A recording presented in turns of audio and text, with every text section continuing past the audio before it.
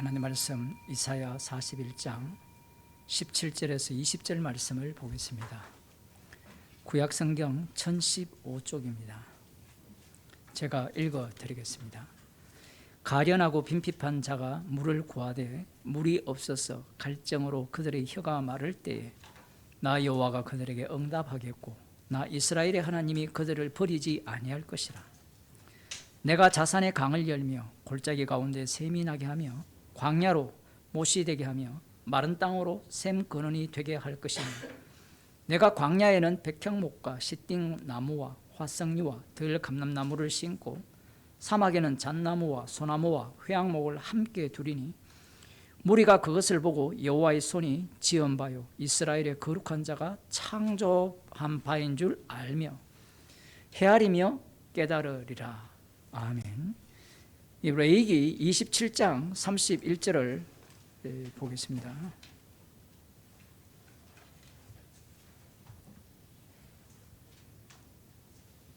레위기 26장 27절부터 보면 너희가 이같이 될지라도 내게 청종치 아니하고 내게 대항할진대 내가 진노로 너희에게 대항하되 너희 죄를 인하여 7배나 더 징책하리니 너희가 아들의 고기를 먹을 것이요 딸의 고기를 먹을 것이며 내가 너희의 산당을 헐며 너희의 태양 주상을 찍어 넘기며 너희 시체를 파상한 우상 위에 던지고 내 마음이 너희를 싫어할 것이며 내가 너희 성읍으로 황폐케 하고 너희 성소들로 황량케 할 것이요 너희의 향기로운 향을 험량치 아니하고 그 땅을 황문케 하리니 거기 가는 너희 대적들이 그것을 인하여 놀랄 것이며 내가 너희를 열방 중에 흩을 것이요 내가 칼을 빼어 너희를 따르게 하리니 너희의 땅이 황무하며 너희의 성읍이 황폐하리라. 아멘. 여기에 보면 여호와 하나님께서 이스라엘의 범죄로 인하여서 이스라엘을 징계를 하셨는데 징계를 내리면 내릴수록 더욱더 이스라엘 자손들은 악해집니다. 그걸 아직 약속의 땅에 들어가기도 전에 시내산 아래서 여호와 하나님께서 말씀을 다 하셨습니다. 그러면 이 말씀은 어떤 의미를 갖느냐면 이스라엘은 이 말씀대로 되기 위한 이스라엘이에요. 이 말씀을 갖고 자신들이 예를 들어 지키면 하나님의 이러한 진노가 이 약속의 땅에 임하지 아니할 것이라고 생각을 할 수도 있잖아요. 사실은 그건 불가능하고요. 사실은 말씀대로 못 지키기 때문에 종말이 되면 그러한 태도를 가져요. 그래서 이 이중적인 모습이 이스라엘 백성들 속에서 나타납니다. 그 첫 번째는 이들이 여호와 하나님께 불순종하여서 이 북이스라엘은 아수르에서 멸망당하고 남유다는 바벨론에서 멸망을 당합니다. 그래서 땅이 황폐케 돼요. 그들이 모두가 다 포로로 잡혀가게 됩니다. 잡혀가서 그들이 어느 시점에 지금 오늘 41장 17절에 보면 가련하고 빈핍한 자가 물을 구하되 물이 없어서 갈증으로 그들의 혀가 마를 때에 자 여기에 대해서 여러분이 답을 한번 해보세요. 물이 없어서 이들이 갈증이 나서 마를 때에 그들의 혀가 마를 때에 그때가 언제입니까? 이게 굉장히 중요해요. 우리는 지금 성경을 관람하고 있잖아요. 이 예수님 당시의 유대인들은 이 말씀을 보면서 이 입의 혀가 마르든다 라고 할 때 그때가 언제입니까? 그들의 입장에서는 지금이에요. 이 요즘 세대가 공감을 못한다 하거든요. 지금 성경을 읽어도 공감을 못하는 이유가 뭐냐면 우리가 이 시대를 이해하지 못하고 그리고 예수님 당시에 유대인들이 하나님 나라에 대해서 얼마나 갈망하는지를 모르기 때문에 그래요.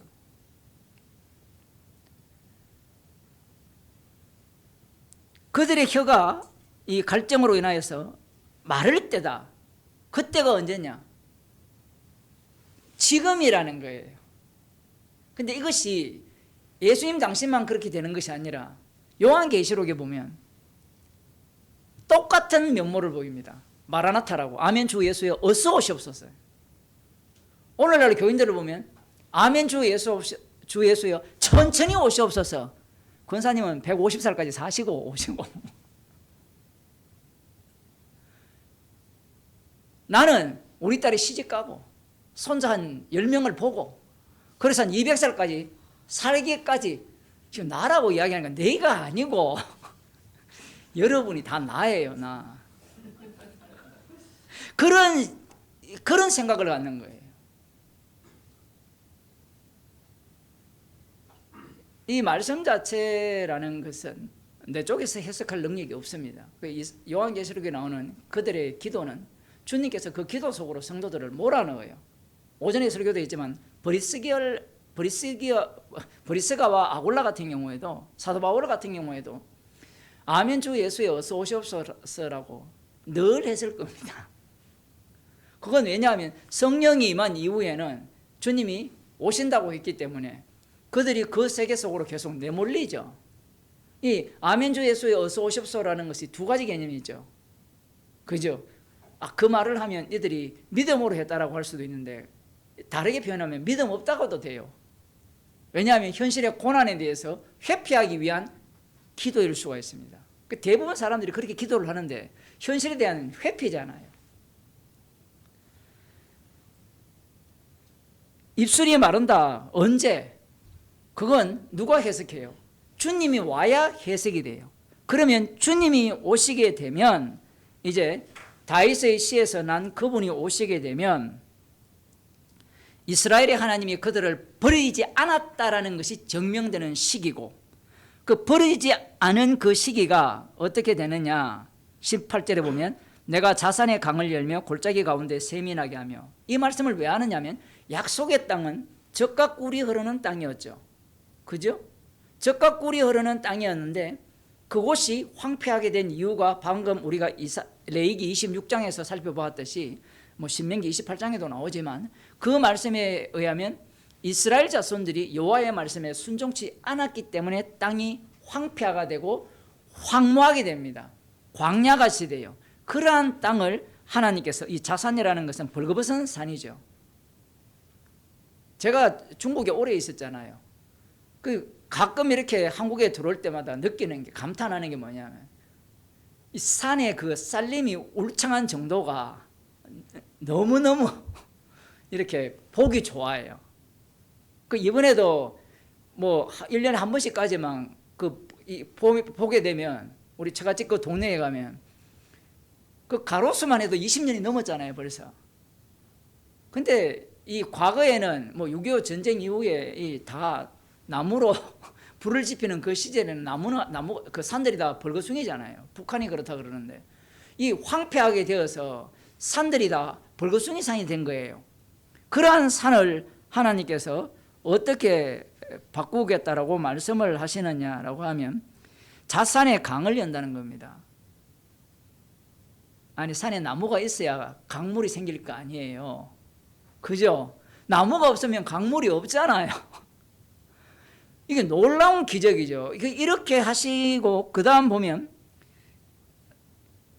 골짜기 가운데 샘이 나게 하며, 그리고 숲이 얼마나 울창하겠어요?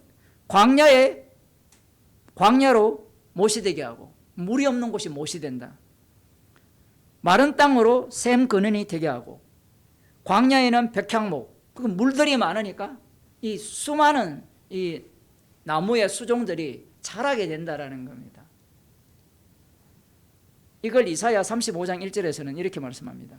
이사야 35장, 광야와 메마른 땅이 기뻐하며 사막이 백합화같이 피어 즐거워하며 무성하게 피어 기쁜 노래로 즐거워하며 레바논의 영광과 갈멜과 샤론의 아름다움을 얻을 것이라. 그것들이 여호와의 영광 곧 우리 하나님의 아름다움을 보리로다.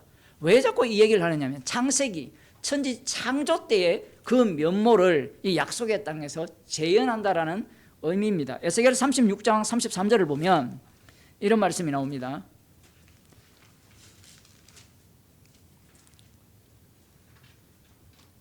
나 주 여호와가 말하노라. 내가 너희를 모든 죄악에서 정결케 하는 날에 성읍들에 사람이 거접하게 하며 황폐한 것이 건축하게 할 것이라.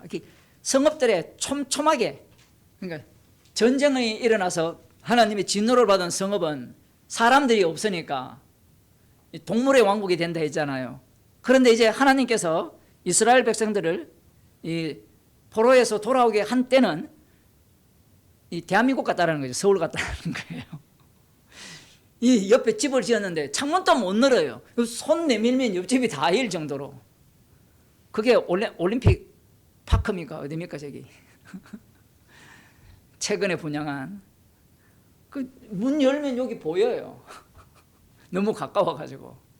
그만큼 사람들이 많아진다는 거죠. 그만큼 하나님께서 축복을 하신다는 거고, 황무한 땅이 장차 기경이 될 것이고, 기경이라는 것은 이 농사를 지을 수 있는 땅이 될 것이라고 말씀하시고, 사람이 이르기를 이 땅이 황무하더니 이제는 에덴 동산같이 되었고 황량하고 적막하고 무너진 성읍들의 성벽과 거민이 있다 하리라, 이렇게 말씀했습니다. 이게 에덴 동산같이 된다라는 겁니다. 언제?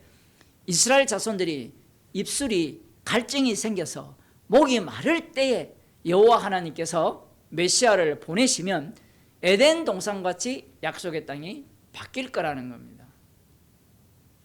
이 말씀대로 믿고 있는 자들이 누구냐면 바로 예수님을 십자가에 못 박아 죽인 남은 자 유대인, 특히 그들의 앞제비가 누굽니까? 제자들이죠. 그 12 제자들이 이 이사야서에 나오는 이 예언을 믿었어요. 그러니까 믿음이라는 것이 가장 악해요. 제가 이런 얘기를 하면 사람들이 안 받아들이거든요. 믿는 게 뭐가 나쁘냐? 믿는 게 나빠요. 왜냐하면 믿는 너의 아비가 마귀이기 때문에 그래요. 제발 안 믿어야 돼요. 아니 예수님을 믿어야 되지 않습니까? 그 믿음이 뭘 만들어냅니까? 내가 믿은 그 믿음이 뭘 만들어내요? 예수님을 핍박하게 되어 있어요. 구조가. 왜냐하면 여러분들 한번 생각해 보세요. 나는 믿어서 행했다라고 하면 타인을 어떻게 보겠어요? 너는 안 믿었다가 되잖아요. 오늘 여러분들이 교회 나왔잖아요. 믿어서 나왔다라고 하면 안 나온 사람은 너는 안 믿었잖아가 돼요. 그런데 나는 죄인 중에 개수다 하면 뭐예요? 못 나온 사람들을 불쌍히 여길 수도 있고, 그들을 주님께서 그 형편으로 내몰아서서 그리스도의 사랑의 깊이 속으로 몰아가셨구나, 이렇게 볼 수 있잖아요. 이 신천지나 하나님의 교회나 또 어디입니까? JMS나 이런 사람들의 문제가 뭐냐면, 구원파의 문제가 뭐냐면 저그들이 믿는 게 문제예요. 그 믿는 자들은 십자가를 절대로 자랑하지 않습니다. 십자가를 이용할 뿐이에요. 남은 자 유대인들이 이 이사야서의 말씀에 예언의 성취, 그래서 예루살렘에 시온산에 왕을 세운다 했잖아요. 시편 2편에.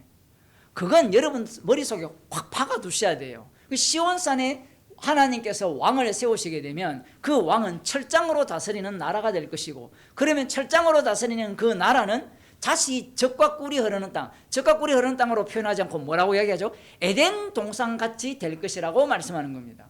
그 나라가 유대인들이 기다리는 하나님 나라였다라는 겁니다. 그렇게 기다린 자리 예수님을 죽여버리죠. 그러니까 메시아에 대한 이 이미지가 이사야 53장을 갖고 오잖아요. 그죠? 에스겔 34장이나 이 목자 개념이라든가, 아니면 다윗 언약의 성취자로서 사무엘하 7장 14절을 갖고 오면 참 좋던지, 아니면 시편 2편을 갖고 오면 얼마나 좋아요. 그런데 이 메시아의 개념이 시편 110편에 나오는 이 멜기세덱의 반차를 따는 대제사장으로서의 메시아가 와버립니다. 대제사장 좋잖아요. 그런데 그 대제사장이 죽임을 당하죠. 이렇게 되면 성경을 해석하는 해석법이 다 바뀌어버립니다. 그러면 에덴 동산 같을 것이라는 이 에덴 동산 같다라는 의미가 달라져 버려요. 그래서 지난 수요 예배 때 제가 광야에 대한 설교를 했잖아요. 제가 이렇게 편집을 해서도 올렸잖아요. 에덴 동산 같다라는 의미가 문자대로 받아들이게 되면 오늘날 교회가 뭘 만든다 했어요? 기도원 만들잖아요. 하나님의 동산을 만드는데 되잖아요.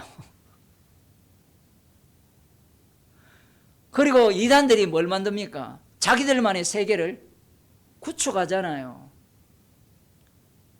여러분 요즘 통일교구 화면 많이 나오잖아요. 사람들이 거기 가면 천국 갔다 안 하겠어요? 제가 그런 세상 처음 봤어요. 천국같이 만들어 놓고 도박하는 사람. 자기가 참 하나님이라고 해놓고 거기 뉴스에 나왔으니까. 야, 이거 참 어려워요. 참 하나님을 이야기하면 이제 머릿속에 각인이 뭐가 됩니까? 홀리마들이 생각나죠. 뉴스를 안 보니까 여러분. 통일교 교주 있잖아요. 지금 감옥에 가 있는. 자기가 참 하나님이라고 얘기하죠. 그런 사람들의 말이 왜 먹히느냐 하면 이런 구약 성경을 자기들 방식으로 바꾼다 했죠. 성경을 다 버리지 않습니다. 이게 해석하기 나름이에요. 자기들이 이런 본문을 갖고 와서 해석을 하는데, 그러면 일반 교인들이 그렇게 해석하면 안 먹힌다고 생각하지만 먹힌다니까요. 왜? 교인들이 성경을 몰라요. 제가 이렇게 설교를 하면 사람들이 목사님 설교가 왜 구약 갔다가 신약 갔다가 어렵게 얘기하느냐 얘기하잖아요. 맞죠? 성경이 원래 어려워요. 성경이. 아니 수능을 치려면 공부를 해야 될 거 아니에요. 자기가 초등학교도 안 되고 유치원에 다니면서 하는 말이 수능이 어려워요. 이렇게 이야기해요. 아니 목사님, 그러면 사람이 똑똑해야 천국 갑니까? 아니요. 똑똑해서 천국 못 간다는 것을 증명하는 게 지금 성경이 어렵다는 이야기예요. 다르게 표현하면 어려운 성경을 다 풀어내도 지옥 간다 얘기입니다. 그 말귀를 못 알아들어요. 그런데 앉아있는 사람들이 돈을 버는 데는 모든 수고를 아끼지 않는데 성경을 공부하는 데는 어떤 수고도 하지 않죠. 그러니까 신천지가 날뛴 거잖아요. 무료 성경신학원 만들어가지고 사람들이 성경에 대해 궁금해하니까. 근데 신천지가 가르치는 게 쉽잖아요. 왜? 육에서 나왔기 때문에. 사람을 위한 복음이기 때문에 쉬워요. 그런데 이렇게 설교를 하면 너무 어려워요.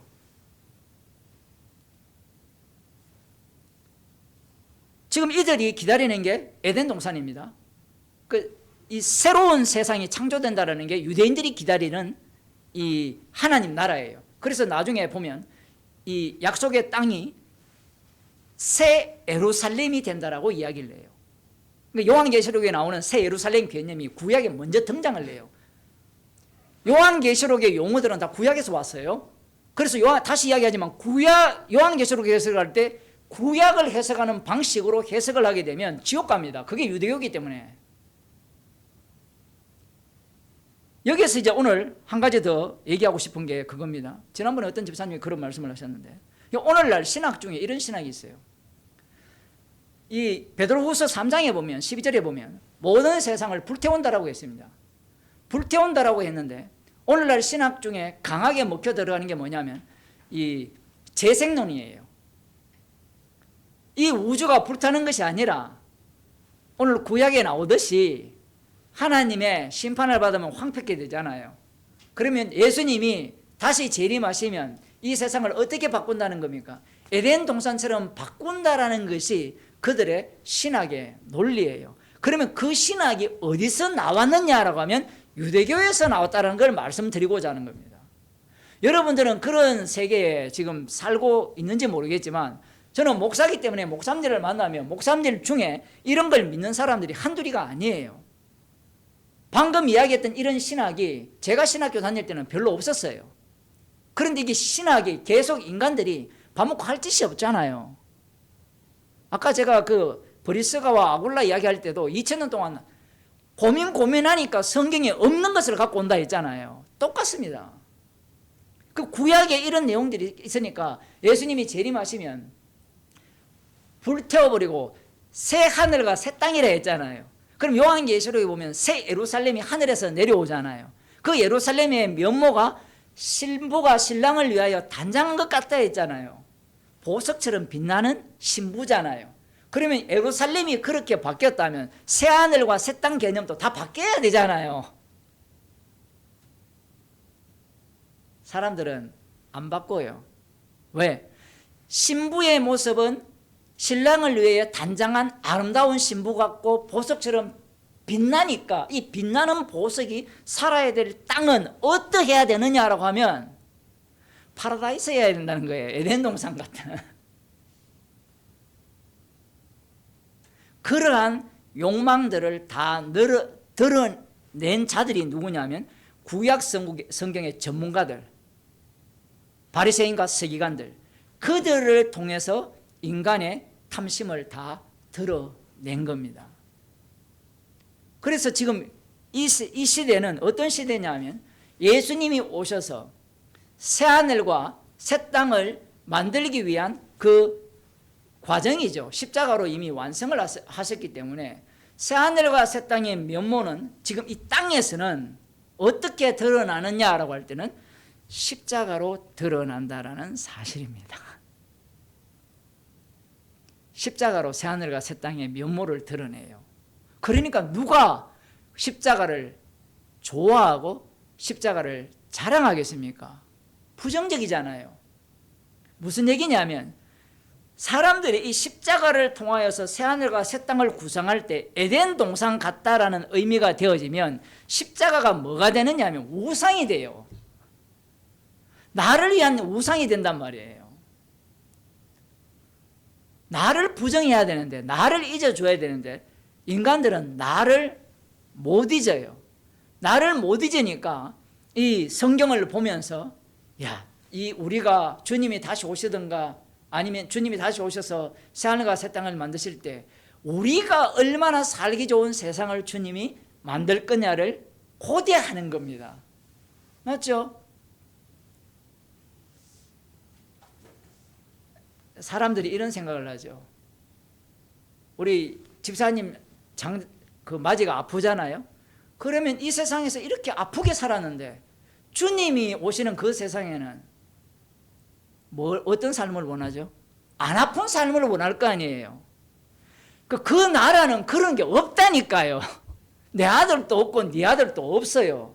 주님의 피로 사신 형제 자매만 있고 주님의 피로 사지 않는 자들은 다 지옥 갑니다. 영원한 지옥불에. 성도가 유교에 속해 있었을 때 말씀을 경유하게 되면 이 말씀 속으로 성도가 빨려 들어가야 되는데 성도가 유교에 있다가 말씀으로 들어와서 다시 어디로 가는 거예요? 육으로 가버리는 거예요. 성경 해석을 할 때. 교회를 올 때. 그러니까 교회에는 이 탐심만 가득한 자들이 모이고 목사가 설교를 할 때 설교할 게 없어요. 교인이 제가 가끔 그런 상상을 하거든요. 교인이 한 10만 명이면 어떤 설교를 하더라도 다 걸리게 돼 있어요. 오늘 또 나한테 시비 거냐? 한번 생각해 보세요. 여러분 10만 명이면 52주잖아요. 제가 지금 한 주에 한 6번인가 7번 설교하잖아요. 7번 설교하면 매일 걸려요. 그러니까 사람이 듣기 좋은 설교를 할 수밖에 없습니다. 왜? 그들이 꿈꾸는 메시아고 그들이 꿈꾸는 천국을 소망하고 왔기 때문에 그런 겁니다. 그러면 목사들이 이런 이사야 41장에 나오는 이런 본문을 보면서 희망을 줘야 되겠습니까? 좌절을 줘야 되겠습니까? 각자 형편이 다 다르잖아요. 그런데 이사야 말씀에 의하면 분명히 희망적이잖아요. 희망적인데 예수님이 막상 오니까 예수님이 뭐라고 말씀하십니까? 나와 죽자 이야기하거든요. 너희는 아까 요한복음 15장에 나오듯이 너희는 세상에서 나의 택함을 입은 거로 세상이 너희를 미워한다 하잖아요. 그 세상이 어느 동네입니까? 시온산에 메시아가 세워진다는, 왕이 세워진다는 그 동네예요. 그 동네부터 미움이 일어나는 겁니다. 그러니 하나님께서 얼마나 일을 철두철미하게 하시는지 아시겠죠? 지옥 보낼 자는 말씀을 주셔가지고 지옥을 보냅니다. 그게 남은 자 이스라엘의 모습입니다. 기도하겠습니다. 하나님 아버지, 처음부터 말씀은 십자가에서 다 이루신 주님을 증거하셨다고 말씀하셨습니다. 십자가 지신 하나님의 아들을 위한 세상임을 말씀하셨습니다.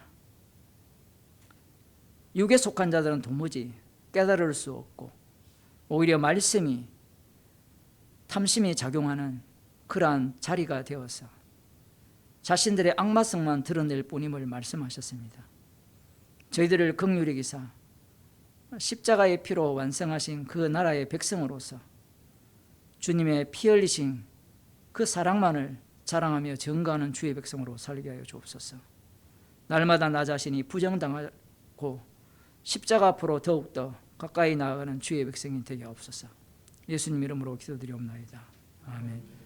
하늘에 계신 우리 아버지여, 이름이 거룩히 힘을 받으시오며 나라의 마시오며 뜻이 하늘에서 이루어진 것 같이 땅에서도 이루어지이다. 오늘날 우리에게 일용할 양식을 주시고 우리가 우리에게 죄를 사하여 준 것 같이 우리 죄를 사하여 주시고 우리를 시험에 들게 하지 마옵시고 다만 악에서 구하옵소서. 대개 나라와 근세가 영광이 아버지께 영원히 있사